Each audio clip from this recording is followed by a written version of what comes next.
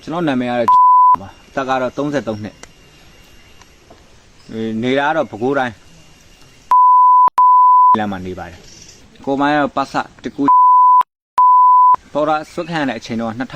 2026တလပိုင်း23ရက်နေ့ည9 နာရီခွဲလောက်မှာပေါ့အိမ်ထဲမှာဝင်ဆွဲခံရတာပါကျွန်တော်ကဟိုအပတ်စဉ်21ပါ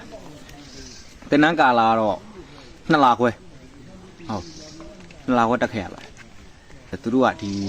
လူငယ်တွေကိုစိတ်သက်ပိုင်းတွေကိုပေါ့အဓိကသူတို့ကရိုက်သွင်းတာပေါ့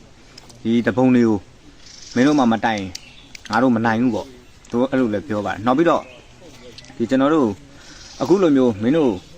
ပေါ်တာဆွဲပြီးတော့ငါတို့ဒီထက်ကိုထည့်တယ်အခုမင်းတို့တွေငါတို့စစ်ခွေးလို့ခေါ်ရဲသေးလားမင်းတို့မိသားစုတွေရောစစ်ခွေးလို့ခေါ်ရဲသေးလားအဲ့လိုမျိုးအဓိကထားပြောတာပေါ့ကျွန်တော်တို့တင်နန်းသား290 280လောက်ရှိတယ်အမှသူကအချို့မိသားစုတွေစားဖို့နေတွေအဆင်မပြေတော့ပတ်ဆက်တွေနဲ့ဝင်လာတဲ့လူကတော့10ရောက်15လောက်တော့ရှိလောက်တယ်ဟုတ်ကျွန်တော်တို့ဒီတင်နန်းပြီးတော့ဒီလက်နက်ကင်တပုံတွေပေါ့သူတို့ကတော့အဲ့လိုပြောတာပေါ့မရှိတော့ဘူးနဲနေပြီသူတို့မှာမင်းတို့မြို့ပေါ်မှာပဲအေးဆေးနေရမယ်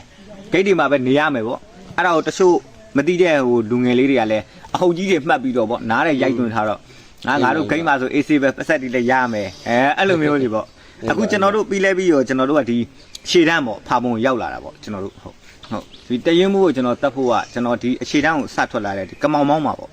အဲ့တဲ့သူ့ကိုကျွန်တော်တတ်ဖို့အတွက်ကျွန်တော်ကြံစည်နေတာဒါပေမဲ့ဒီလူကလည်းအရန်ကိုပါနှက်တော့ကျွန်တော်ဘလို့မှလုပ်လို့မရဘူးပြီးတော့မှကျွန်တော်ကလည်းကျန်တဲ့ညီကိုတွေကိုစီယုံတယ်စီယုံပေမဲ့လည်းကျွန်တော်လိုပြောမယ်ဒီသူတို့ကလည်းသွားပြီးတော့တိုင်မာလဲစိုးတယ်လေတချို့ရှိလို့ရှိရင်ဆိုတော့ကျွန်တော်အဲ့လိုနဲ့ပဲနေနေကျွန်တော်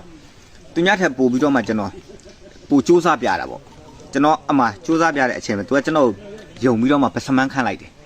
ခန့်လိုက်တဲ့အချိန်မှာကျွန်တော်ပို့အခွင့်အရေးရပါတယ်လေအမှအခွင့်အရေးရတော့ကျွန်တော်အမှညီကိုတွေအကုန်လုံးချိတ်တယ်ဟိုဘက်ကတက်ကကောင်တွေရောပေါ့အကုန်ချိတ်တယ်ချိတ်ပြီးတော့မှကျွန်တော်အဲ့ဒီမှာရှိတဲ့2ယောက်ထွက်ပြေးပြီးတော့ပြန်ပြီးတဲ့2ယောက်ကို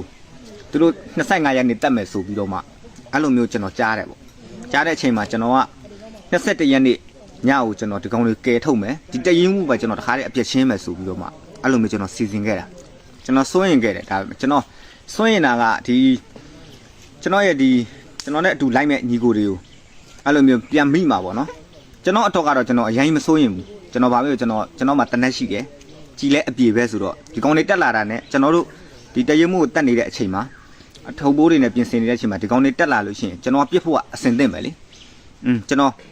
အဲ့လိုမျိုးဆိုလို့ကျွန်တော်တေမာလဲကျွန်တော်မကြောက်တော့ဘူးအဓိကတော့ကျွန်တော်လွတ်မြောက်ချင်တာပေါ့အဲ့စိတ်နဲ့ပဲကျွန်တော်စူးစမ်းလိုက်တာအဆင်ပြေသွားတယ်ဟုတ်အရန်ကွာချပါကျွန်တော်တို့နဲ့ဒီတော်လိုင်းညီကိုတွေနဲ့တွေ့တဲ့အခါမှာကျွန်တော်တို့နွေထွေးနဲ့ကြိုဆိုတာပေါ့နော်ကျွန်တော်အဲ့ကနေပြီးတော့မှကျွန်တော်လွတ်လာတဲ့အချိန်မှာကျွန်တော်အမြဲတမ်းပဲကျွန်တော်မျက်နှာပြုံးနေတာပေါ့နော်အဓိကတော့စိတ်ချမ်းသာသွားလို့ပေါ့ဟုတ်အခုအတ္တမဆွဲခံရတဲ့အဲ့ပါစာတွေပေါ့ကြိုင်ခဲ့တဲ့ညီကိုတွေတန်ထေတွေရောကျွန်တော်လိုပဲလောက်ကြည့်ပါလို့မကြောက်နဲ့လို့ကို့မှာလည်းတနက်ရှိတာပဲလေကျွန်တော်လိုပဲလောက်ကြည့်ပါအဆင်ပြေသွားလိမ့်မယ်လို့ဟုတ်ကျွန်တော်ချစ်ဆက်ပြီးတော့ကျွန်တော်ဒီကတော်လိုင်းညီကိုတွေနဲ့ကျွန်တော်ပူးပေါင်းပြီးတော့ကျွန်တော်တိုက်ပွဲဝင်သွားမှာပါစာအများကြီးပဲလေပါစာအများကြီးပဲသူတို့မှာကဒီတသားဟောင်းနေတန်နေနည်းနည်းလေးပဲရှိတယ်အဲ့ဒါကိုကျွန်တော်တို့ကဒီကောင်တွေကိုကျွန်တော်အလွယ်တကူပေါ့နော်ဒီကောင်တွေကိုချုပ်နှောင်လို့ရတယ်တပ်ပလိုက်လို့ရတယ်ဟုတ်ပြီအခုလိုမျိုးအမှန်တရားကိုရေးရဲပုံးထုတ်ဖို့ပြောပြတဲ့အတွက်အရင်ကျေးဇူးတင်တယ်နော်ဟုတ်ကျေးဇူးပါကူ